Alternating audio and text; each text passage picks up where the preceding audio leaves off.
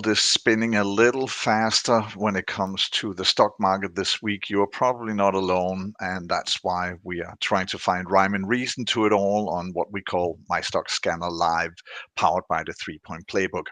Hans Henrik Nielsen and Liam Flavel are ready to give you answers. I'm Jesper Behrens. I'm ready to ask questions. Some of them could be yours if you send us an email at fomo@mystockscanner.com. But let me ask you two, Hans Henrik and Liam, does it feel like we're in that storm that's hitting the Caribbean right now? Because it seems like it's hitting Wall Street as well, even though that we are talking metaphorical here. It is a stormy week we're in, isn't it? Oh, definitely. There is a lot going on, and there is even less going on than normally because we don't get all the important numbers that we normally do from US. We have the earnings and interest rates and trade war, all the usual stuff. All the usual stuff, and that says a bit, and it is a bit crazy. But we do get the Fed rate decision, and as said, that's going to be later today, and earnings season is in full force. The 3-Point Playbook, well, we put the stocks that are coming with earnings through all the same questions as always. Is it a quality stock? Does it have an upside? And is now the right time to buy? So just be sure we will do that every time, and we'll give you the best possible analysis. And on the show today, we will be talking NVIDIA, of course, but also Nokia. We will be talking Uber, Kongsberg, Equinor, Jyske Bank, Almindelig Brand, Dorman, Prismarian, and probably Trump, Xi, and Powell. That sounds like about 111 billion things. And well, that's today's number, but it's just in dollars. $111 billion. That's the kind of money that's always nice to have in handy. If you need them, we'll tell you the story behind that. But right now, let's dig into things. Liam, we're going to talk about NVIDIA. They made about, I'm going to say 111 billion deals yesterday, didn't they? What were they up to at the GTC? It was a major thing. Yeah, I had to check this morning on our company website. They hadn't bought part of us because they just seem to bought part of everyone at the moment, don't they?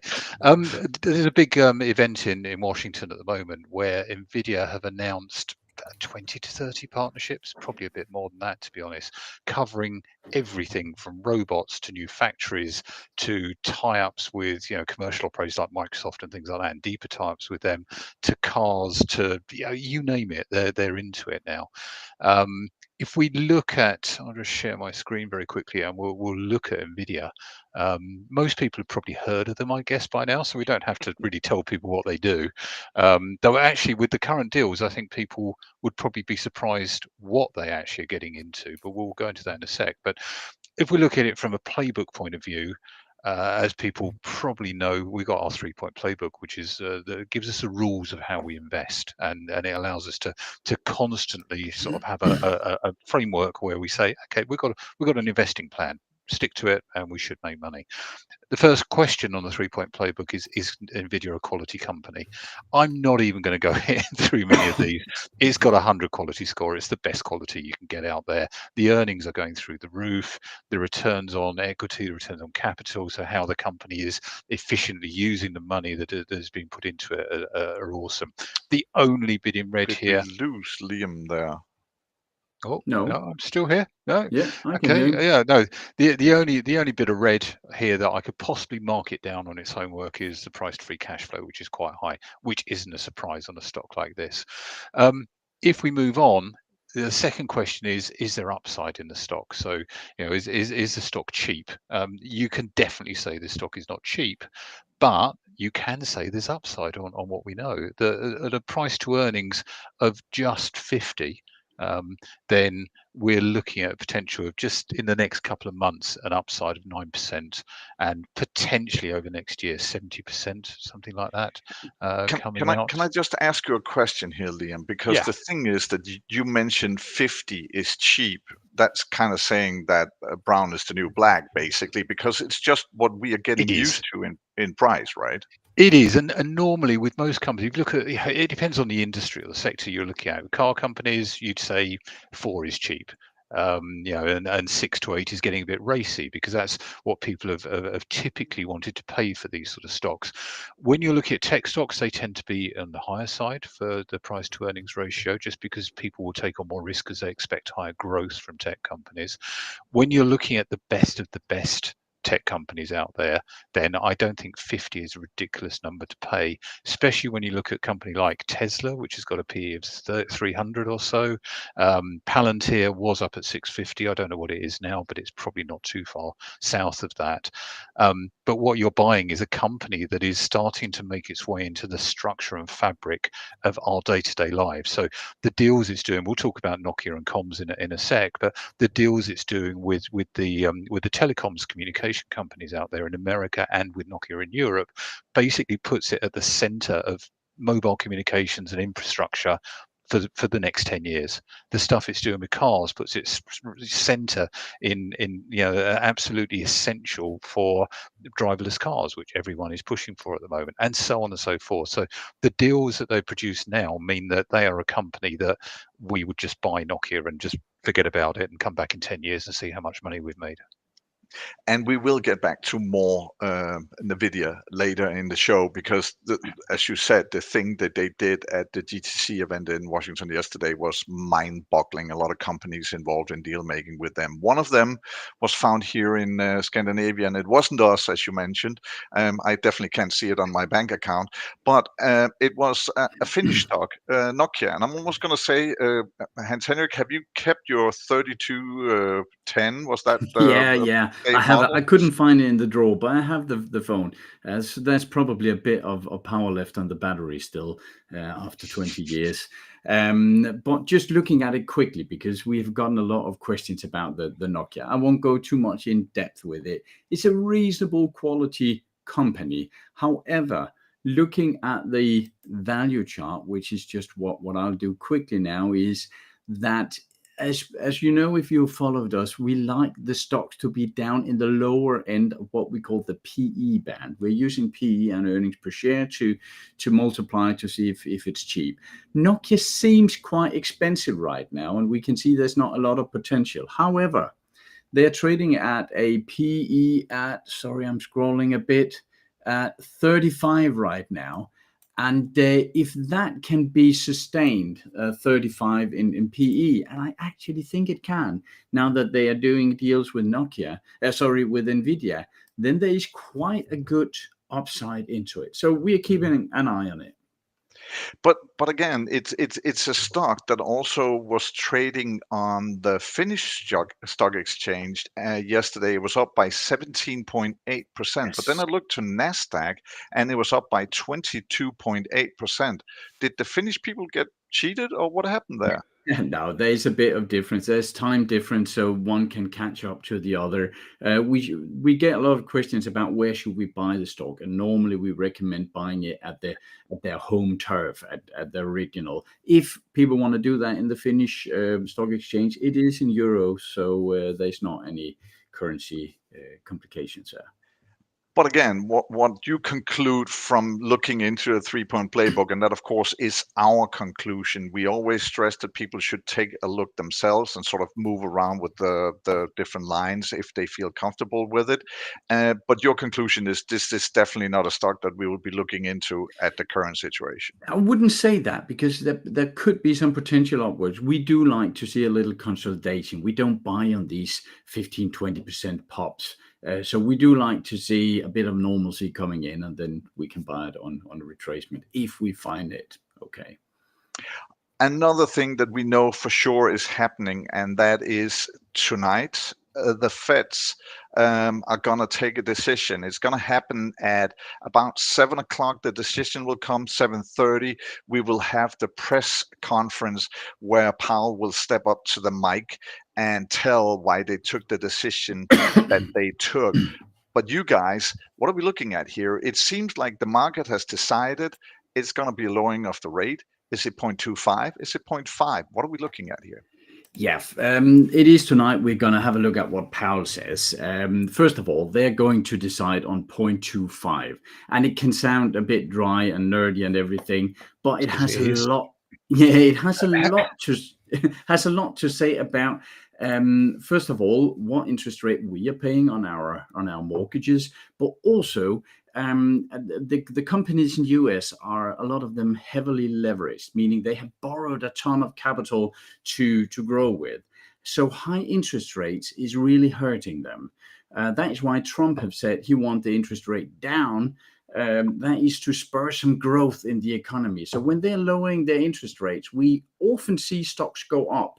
The problem right now is that inflation is also going up, and then it gets even nerdier because lower interest rates, higher activity in the economy, that makes people spend more, and then prices go up, and we have some problems. But it will be interesting to see tonight.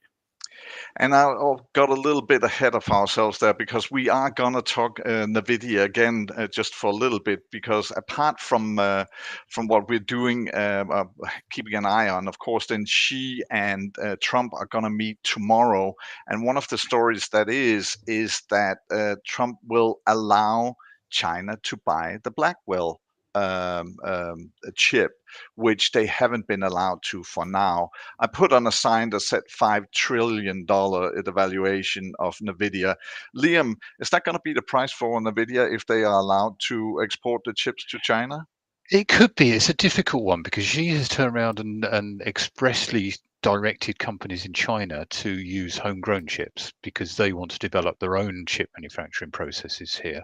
So I think they will take them, because the thing that the Chinese chips don't do particularly well at the moment is train their AIs. Their existing chips from Hawaii and people like that are very good at answering questions on the ChatGPT type LLMs that are out there, but they're not particularly great at training, so they've had to revert back to them. So I think if Xi was really going to push it, he would go and say, "Let me have the latest machines from ASML, which actually create chips," and that's what they're missing. That's a missing piece of the puzzle for China. And it's not to play big politics here, but as the last time I checked, I think that Holland is outside the US, and ain't they the company that ain't that the country that has ASML? They are, but at the end of the day, it's the US that are putting the embargo on selling this equipment over to China. The EU are going along with it, but if the US turned around and said, "Yes, we're prepared to do this," then I think it will probably happen. And then let's look even further into Nvidia, because yesterday, as we said, a slew of deals were done. It was basically everybody and their dog that got a little bit of Nvidia.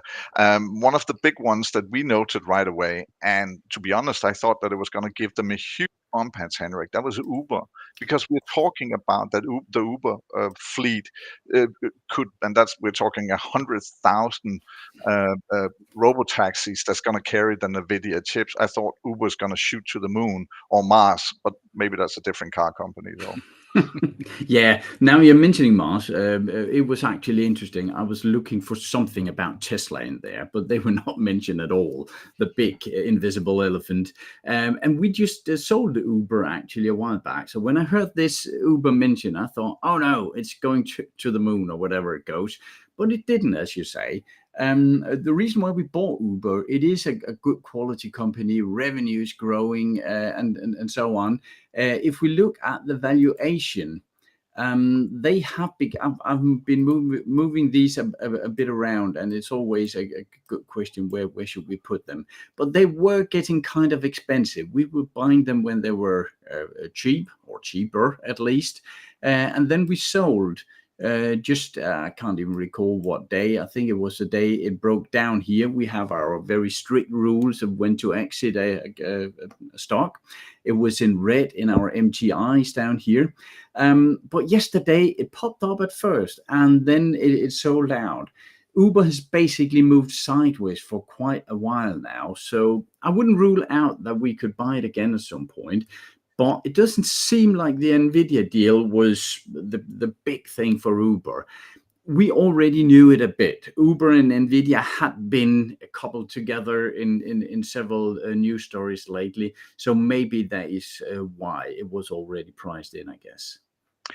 One of the things that we also do on this show is that, of course, we ask our users of our can you say, the tool that you guys have created. But we also asked them in the different groups on social media in regards to what stocks they're interested in when it comes to different countries. One of the stocks that we have been looking into, or one of the things that we do on Tuesdays, is having a poll, and we asked them about Norwegian stocks. Two stocks were the clear favorites. Equinor came in second, and on top it was Kongsberg. Um, uh, Again, not a surprise. The defense stock, huge thing, and a huge important thing for a lot of people in their portfolio. We are not in Kongsberg. Why are we not? That's because it's been falling recently. So yeah, it's not something that's particularly interesting for us. If we do look on the playbook, then we can see, 96 out of 100 is a very high quality stock. The earnings are shooting up, just like every defense stock out there. For the future, the golden columns there are the future values that are expected by the analysts. The PEG ratio, which is a measure of just how much is priced into the current price of the stock, is very low, which is what we like. Returns are going through the roof. There's no real debt problems or anything like that. So it's a great stock. If we look at the value chart very quickly, we can see that actually it's been going down. We sold most of our defense stocks, about 2 months ago, something like that, 2.5 months. And people were questioning us then, saying, but it's always going to go up, isn't it? They don't. Stocks go up, people take profits, it goes down again, and we're in that at the moment. There's earnings tomorrow, I believe, or Friday. I think it's tomorrow, and we shall see. It'll be interesting to see. Sometimes you see, obviously there's absolutely no insider trading going on or anything like that, but you often see sort of these stocks where these things go down, and then all of a sudden there's the earnings reports aren't quite as good. But we don't trade on earnings. So if Kongsberg come out with good numbers and they start shooting up, we might jump onto them and carry on from there. From a technical point of view, just very quickly on the trading view side, then we need to see a bounce, and we need to see that stock go above the 200, the black line, and the green 50-day moving average, and maybe go up a bit, bounce off those lines again, and then we'd be happy that we go into it. And the MTIs are still red as well at the bottom, so we'd actually look for all of our technical indicators to be in the green for us to go into it. And I know it's very tempting showing off the Indra Sistema, the Spanish stock that we have, because that is really tearing up right now and showing huge plus, basically 6-7 days in a row. Hans Henrik, just quickly, what's going on with Indra? Well, it's also in the defense industry. The difference here is basically where we bought it. We bought it first down here, sold it up here, and then we bought it again here. And the theme here is we buy quality stocks, but we only want them when they're cheap. Whereas with Kongsberg, if we just look at the value chart here, they have not really been cheap in our book. So that's why we haven't been into it. Indra, we first made a small fortune here, and now we are making a fortune more in it. It has been good to us. We're going to talk about the 3-point playbook portfolio on Mondays. That's what we do on Mondays, but we can tell we have a little article about the Norwegian stocks that we mentioned here today, Kongsberg, of course. And later today, we already published an article about the Danish stocks, because the thing is that we had earnings from Almindelig Brand, and we had earnings from Jyske Bank as well. And we have an article on that online. But if we should talk about it just really quickly, Hans Henrik and Liam, both of them earnings beats, but it didn't really pop on the exchange. If we look at Jyske Bank here, let's see if we can find it in the live here. Here we go. It does pop a bit. They were good numbers that they came out with today. However, we knew a lot of the numbers. They disclosed them back here, so that was a pop we saw here. So this today is actually very, very decent. Looking at Almindelig Brand here, they went up massively in the morning here, big pop up. And then investors have been selling off. So they are, we often remind people and say, even though you think the numbers are good, then wait and see what the market does. Because the big guys in the market have their own way, and we should always follow them. And if we stick to what we're talking about here, then I know the rule is never buy into earnings. We had a stock of the day a couple of days ago, Dorman, that we didn't buy into earnings for that reason. There's been a question or two about it on our social medias, but also at FOMO@MyStockScanner.com. That's our email. It went into a minus of 12%. It traded back up to, if you can say back up, it was still minus 9.8 at the end of the day. We were super close to buying it, but didn't, and it fell. You guys, this is the particular reason why we don't buy into earnings.